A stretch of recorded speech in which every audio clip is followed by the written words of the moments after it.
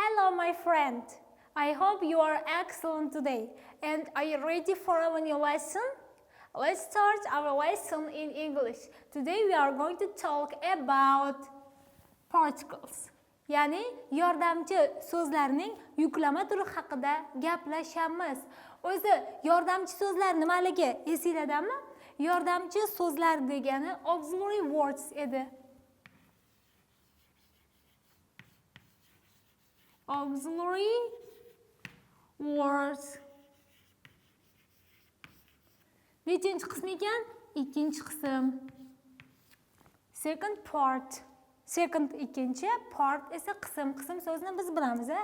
Xo'p, o'zi yordamchi so'zlarga ko'makchi, bog'lovchi va yuklama kirar ekan. Ko'makchini ingliz tiliga preposition tarzida tarjima qildik. Preposition, lekin hammasi to'g'ri kelmasa ham asosiy ko'makchilarimiz to'g'ri kelar ekan, qiyoslaganimizda. Bog'lovchilar conjunction dedik.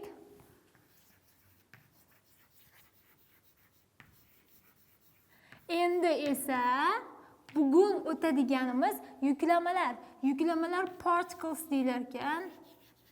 O'zi particle degani, part degani qism degani, particle degani zarra degani, lekin yuklama ma'nosida ham qo'llanar ekan.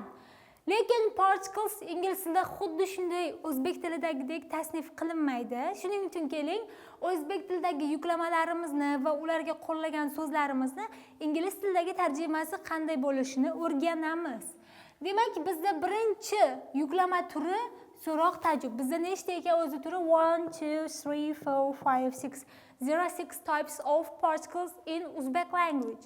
Ya'ni o'zbek tilida 6 ta yuklama turini o'rganibmiz. So'roq so'zini biz bilamiz. Bilganimiz uchun yangi lug'atga kiritmayman. Question. Question so'roq edi, to'g'rimi? Xo'p, endi taajjub degan so'zimiz bor. Taajjub so'zi esa ingliz tilida amazement deb tarjima qilinadi. Amazement.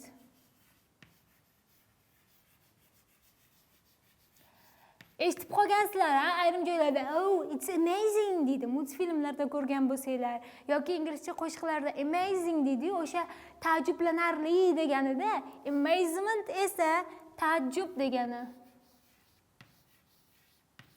Taajjub, amazement. Endi ajablanarli, hayratlanarli degani esa amazing. Amazing.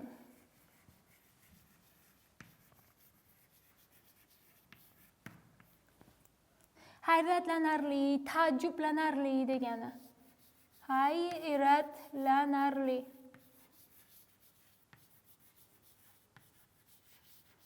Amazing. Oh, it's amazing deydi-ku. Xo'p, ketdik. Keyingisi kuchaytirmoq degan so'zni biz bilar edik. Yodingizda bo'lsa yaxshi, bo'lmasa yozib qo'yaman. Strengthen. Kuchaytirmoq, chiniqtirmoq degani edi. Strengthen.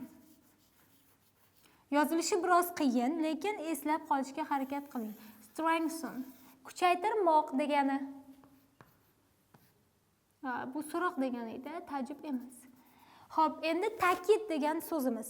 Ta'kid so'zini yangi lug'atimizga kiritamiz. Emphasis, ta'kid. Biror so'zni ta'kidlash, unga urg'u berish degani emphasis. Ta'kid yoki ta'kidlamoq. Emphasis. Xo'p, ketdik. Bizda so'z degan narsani tarjimasini bilamiz. So'z degani word degani aytishim ham shart emas. Juda ham ko'p marotaba yozganmiz. Qo'shimchani mabodo esla olmasangiz deb aytib qo'yapman. Affix. Affix. Affix. Qo'shimcha. Xo'p, davom etamiz. Arrow degani ingliz tilida oddiy minus degani. Minus. Minus yozamiz. O'zimiz ham aytamiz, u minus deb. Minus deb o'qiladi va arrow degani. Arrow. Xo'p, endi chegaralamoq degan so'z bor. Ingliz tilida limit. Chegarani o'zi ham bo'lishi mumkin, chegaralamoq ham bo'lishi mumkin. Limit. Chegara yoki chegaralamoq. Chegara Qiyoslamoq. Xo'p, davom etamiz. Bizda o'xshatish degan so'zimiz bor, qiyoslash degan so'zimiz bor. Biz har ikkalasini ham bilamiz. O'xshatish assimilate. Eslolmasangiz, avvalgi darslarimizni takrorlab qo'ying. Assimilate. O'xshatish degani, qiyoslash esa compare. Qiyoslash yoki taqqoslash. Compare, taqqoslash. Xo'p, davom etamiz. O'xshatish va qiyoslashni tarjima qildik. Gumon degan so'z ingliz tilida doubt deyiladi. Doubt. O'zi yozganimizda D-O-U-B, the last letter T yozishimiz kerak. Doubt deb o'qiymiz. Doubt. Gumon qilish, shubhalanish degan ma'nolarni bildiradi. I have a doubt desam, meni bitta gumonim bor-da degani bo'ladi. Inkor qilish o'zi deny degani. Deny yoziladi. Endi inkorni o'zi bo'lsa denial bo'ladi.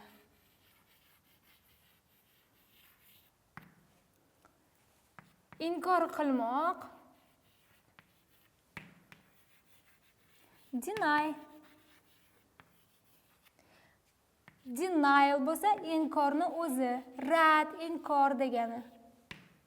Xo'p, yaxshi, biz turlarini tarjima qilib oldik. Endi keling, namunalarini tarjima qilamiz.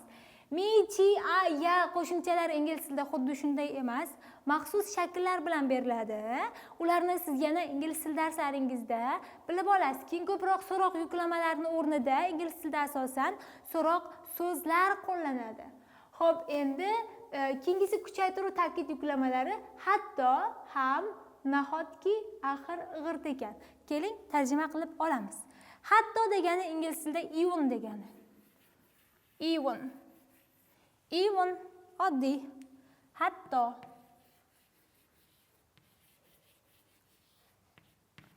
Ham degani esa ikkita ma'nosi bor. Also bo'lishi mumkin yoki to bo'lishi mumkin. With double O. Ikkita o'lik to bo'lishi mumkin yoki also bo'lishi mumkin. Bu nima degani? Ham degani. Ham. Ana. Xo'p, davom etamiz. Keyingi turidan faqat atigi gina. Faqat so'zi ingliz tilida only degani.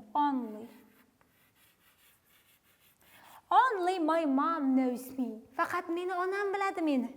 Yaxshi biladi degan ma'noda. Only, faqat. Faqat. Xo'p, davom etamiz. Yana qanaqa so'zlar bor ekan? Keyingisida go'yoki, xuddi, naq degan so'zlarimiz bor ekan. Xo'p, go'yoki, xuddi, naq so'zlarini s bilan bersak bo'ladi. S. Go'yo. A va S yoziladi. S deb o'qiymiz. Go'yoki, xuddi, naq deb berish mumkin. Keyingisidir qo'shimchasi. Bunaqa qo'shimcha ingliz tilida yo'q. Qiyoslaydigan bo'lsak, endi hech, sira va na. Hech hamda sira so'zlari never. O'zi never degani hech qachon degani. Hech ma'nosida ham qo'llanaveradi.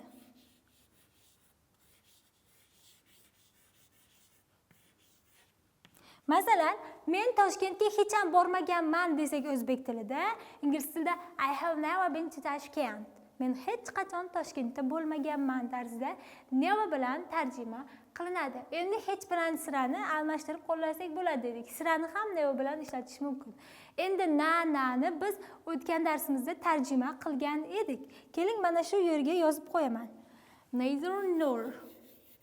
Neither ko'p nuqta nor.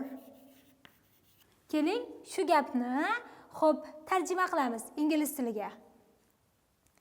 Neither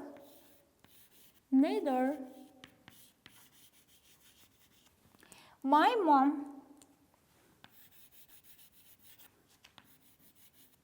yoki my mother talked me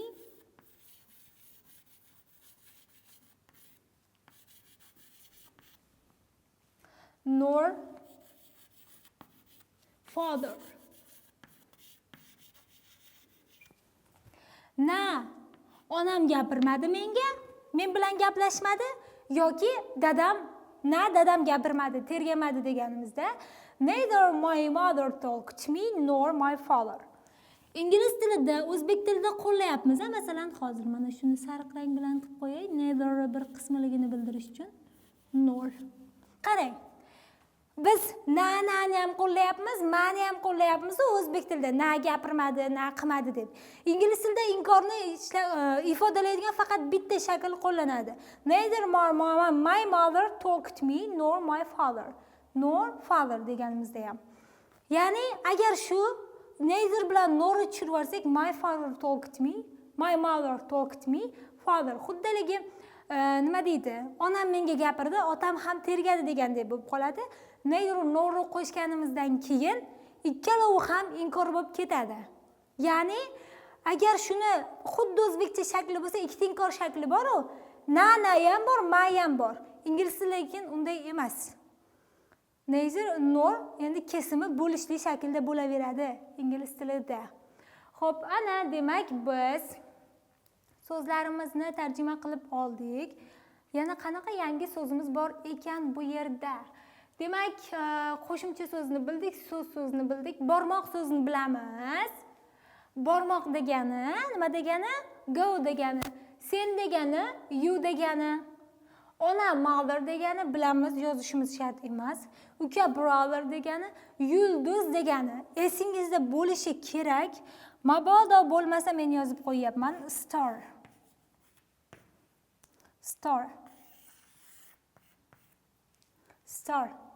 Xuddi yulduzdek. Yulduz so'zi star deyiladi. Xo'p, demak, kelmoq, akang, qolmoq bu so'zlarni bilamiz. Xo'p, qolmoq degan so'z esimizda yo'q bo'lishi mumkin yoki qo'llamagan bo'lishimiz mumkin. Qolmoq degani remain. Remain. Qolmoq.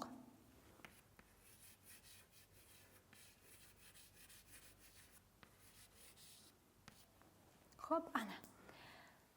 Demak, bo'ldi. Boshqa so'zlarimizni tarjima qilib bo'libmiz. Mana siz bilan tarjima qilgan so'zlarimizni keling takrorlab olamiz. Amazement, amazement. Taajjub, amazing.